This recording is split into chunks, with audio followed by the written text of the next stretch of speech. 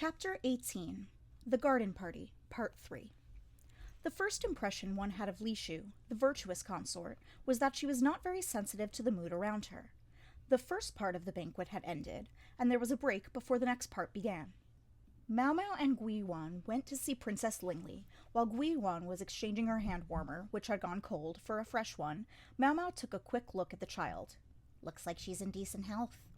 Lingli, her face red as an apple, had a healthy chubbiness that was a far cry from when Mao Mao had first seen her, and both her father, the emperor, and her grandmother, the empress dowager, doted on her.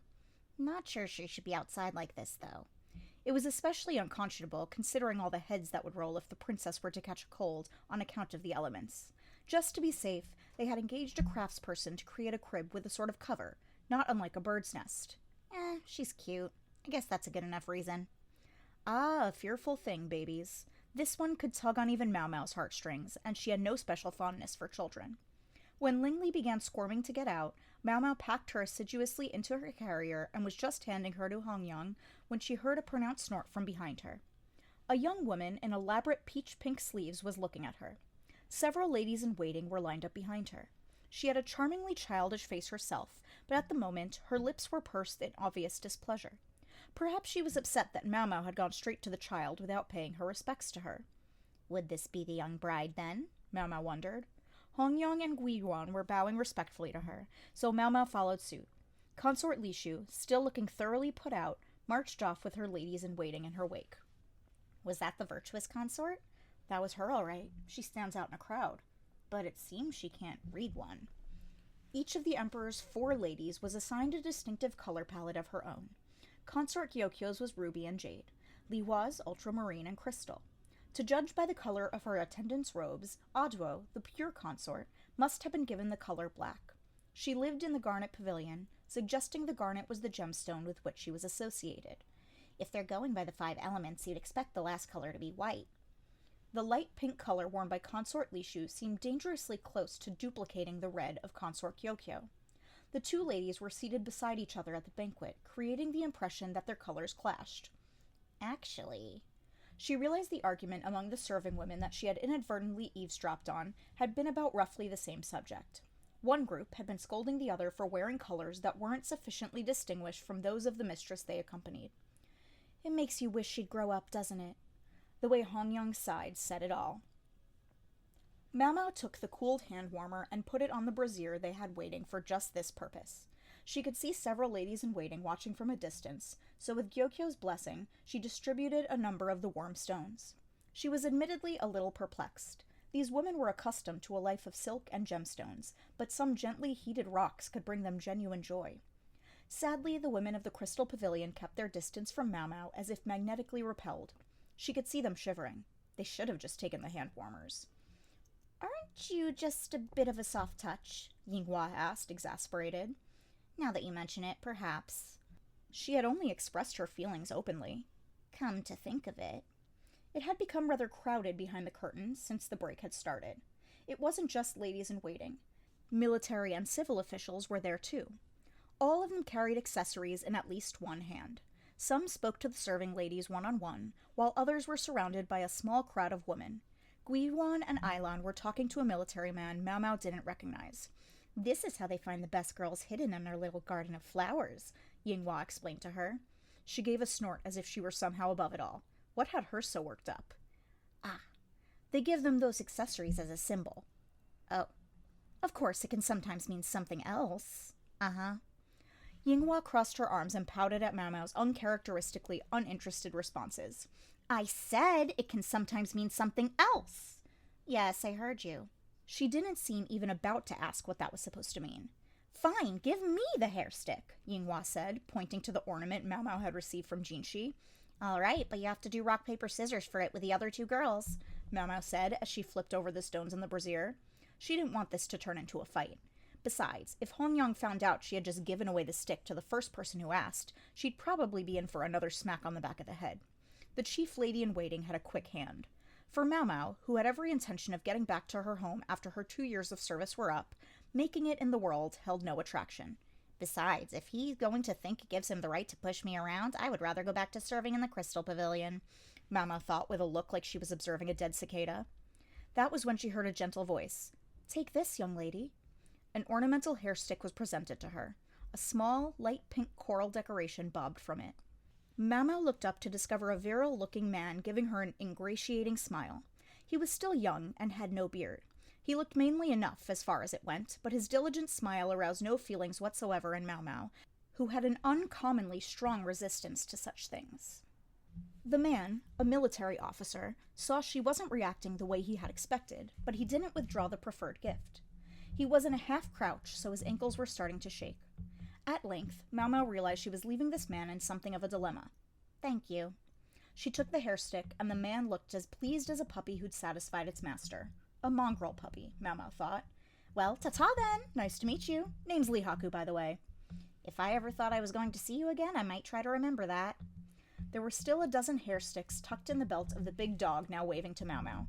Presumably, he was passing them out to everyone so as not to embarrass any ladies-in-waiting by omission. Rather polite on his part. "I guess maybe I was unfair to him," Mao thought, looking down at the coral ornament. "Did you get one?" Guiwan asked, coming over to her with the other girls. Each was clutching her lute. "Yes, a participation prize," Mao replied tonelessly. Maybe he was giving them to the girls who seemed to be standing around with no one to talk to. "What a lonely way of looking at it," said a familiar, refined voice from behind her. Mao turned and was confronted with that well-endowed consort, Liwa. "She's looking a little plumper." Still, though, not as robust as she had been before. The last of the shadows on her face, though, only cast her beauty into higher relief. She wore a dark navy skirt and a sky-blue overgarment with a blue shawl over her shoulders. Might be a bit cold for her. So long as Mao was a servant of Consort Gyokyo, she couldn't directly help Lihua. After she had left the Crystal Pavilion, even updates on the consort's health came to her only via Jinshi's periodic remarks. Even if she had dared to try to visit the Crystal Pavilion herself, Lihua's ladies-in-waiting would have chased her away at the door. Mao bowed the way Hongyang had taught her. "It has been too long, milady." "Yes, too long," Lihua said, touching Mao's hair as Mao looked up at her. She pierced something through it, just as Jinshi had done. It didn't hurt this time. It just felt like there was something stuck in a bundle of hair. "Well, take care," Lihua said, and moved elegantly away, chiding her ladies-in-waiting for their inability to hide their astonishment. But the women of the Jade Pavilion were equally nettled. Can't guess what Lady Gyokyo is going to make of that."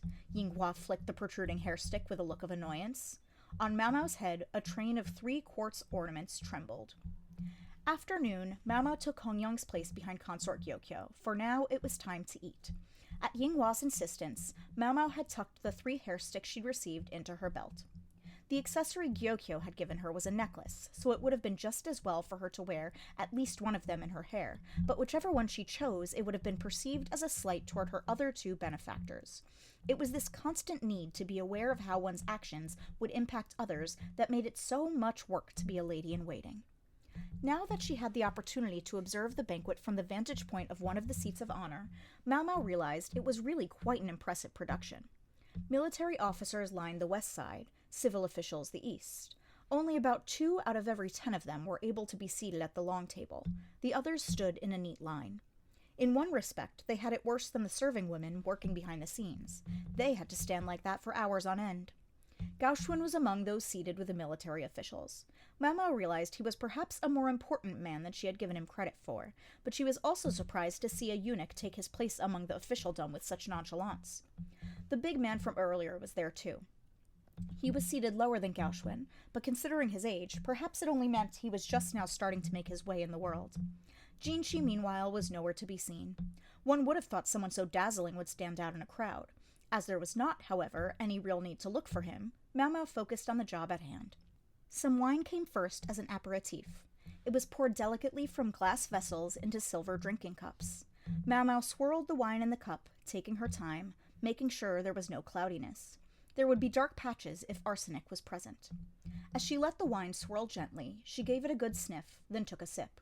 She already knew there was no poison in it, but if she didn't try the stuff, no one would believe she was doing her job properly. She swallowed, then rinsed her mouth out with clean water. Mao suddenly seemed to be the center of attention. The other food tasters hadn't yet put the cups to their mouths. When they saw that Mao had confirmed there was nothing dangerous, they hesitantly started taking sips. Understandable. Nobody wanted to die. And if one taster was willing to go first, it would be safest to wait for her and see what happened. And if you were going to use poison at a banquet, a fast-acting one would be the only way to go. Mao was probably the only one here who sometimes tried poisons for fun. She was, let us say, an exceptional personality. If I had to go, I think I'd like it to be by blowfish toxin, the organs mixed into a nice soup. The tingling of the tongue it caused, she couldn't get enough of it. How many times had she vomited and purged her stomach just so she could experience it? Mao had exposed herself to a wide variety of different poisons in order to immunize herself to them, but blowfish was something more like a personal preference. She knew, incidentally, that blowfish toxin was not one to which the body could be inured, no matter how many times it was exposed. As these thoughts ran through her head, Mao's eyes met those of the lady-in-waiting who brought her the appetizer. The corners of Mao's lips had turned up. It probably looked like she was grinning unpleasantly at the woman. Like she was a bit demented, perhaps. Mao slapped herself on the cheeks, forcing herself to adopt her accustomed neutral expression. The appetizer that was served was one of the Emperor's favorites. It was a dish that appeared sometimes when he stayed the night. Apparently, the rear palace was handling the cuisine for this banquet. This dish was quite familiar. As the other tasters were all watching Mao intently, she quickly brought her chopsticks to bear. The dish was raw fish and vegetables seasoned with vinegar.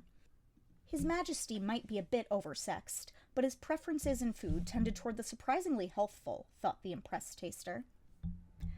They got it a little mixed up, Mao thought as she noticed that the ingredients were different from usual. The dish was typically served with black carp, but today it featured jellyfish. It was inconceivable that the chefs would make a mistake in the Emperor's favorite recipe.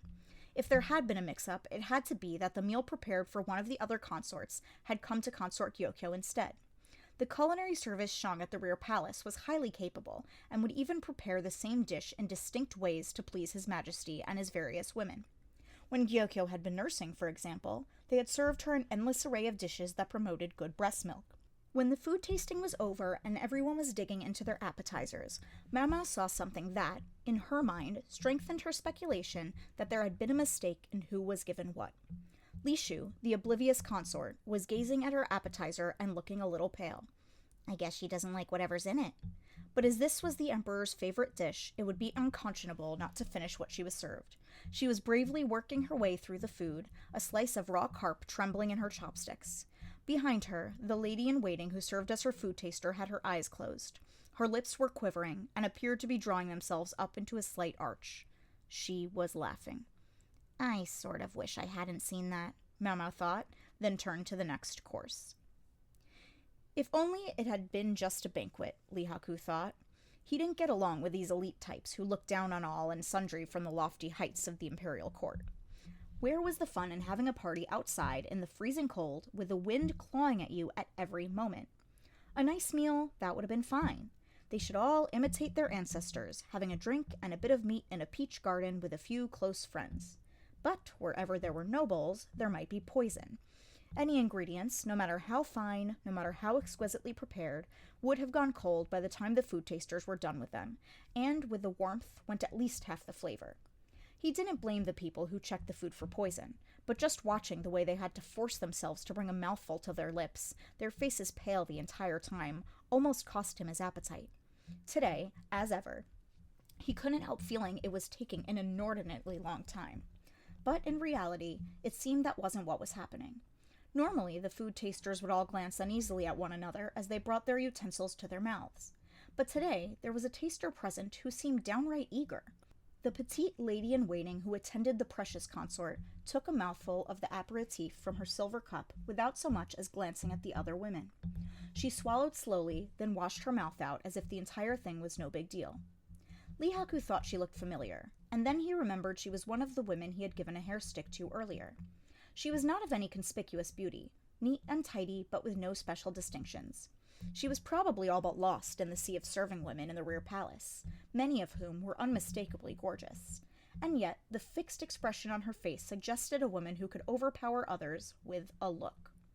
His first impression was that she seemed rather detached, but no sooner had he judged her expressionless than she proved him wrong with a spontaneous, inexplicable grin, which vanished as suddenly as it had appeared. Now she looked rather displeased.